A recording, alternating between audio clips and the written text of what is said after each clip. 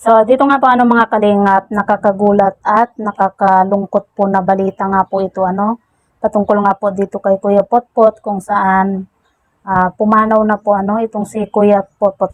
Kuya Potpot nga po, isa po siya sa magaling din po na reactor po ng kalingap. At yan nga po mga kalingap, grabe, parang wala tayong masabi kasi parang nakakagulat lang po yung pangyayari. Kasi hindi po natin sukat akalain na maalam na po itong si Kuya Potpot nga po. Kaya marami rin po yung nagulat at siyempre nalungkot din po dahil isa rin po si Kuya Potpot sa magaling din po na reactor po ng kalingap.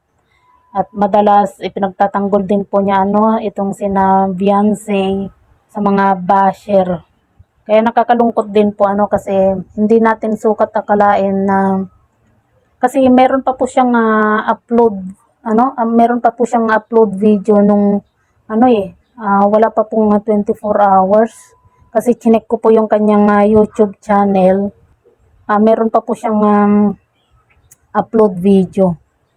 Kaya parang nakakagulat na hindi tayo makapaniwala nga po dito sa nabalitaan po natin na wala na nga po itong si Kuya Potpot.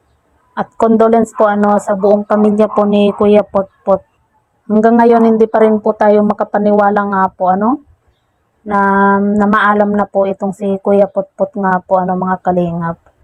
Napakagaling pa naman po niyang reactor din po. At isa rin po siya sa mga nagtatanggol po sa mga angels ng kalingap.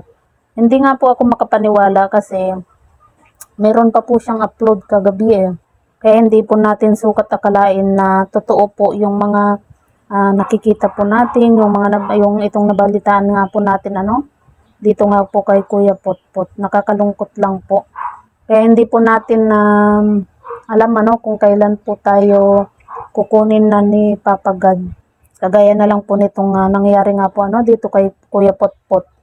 Kasi napakasigla pa po niya Tapos ganito po yung nangyari na biglaan po na mababalitaan po natin na wala na po siya. At yan nga po condolence po ulit sa buong pamilya po ni Kuya Potpot. Sobrang nakakalungkot po at talagang nakakagulat po yung nabalitaan nga po natin na ito.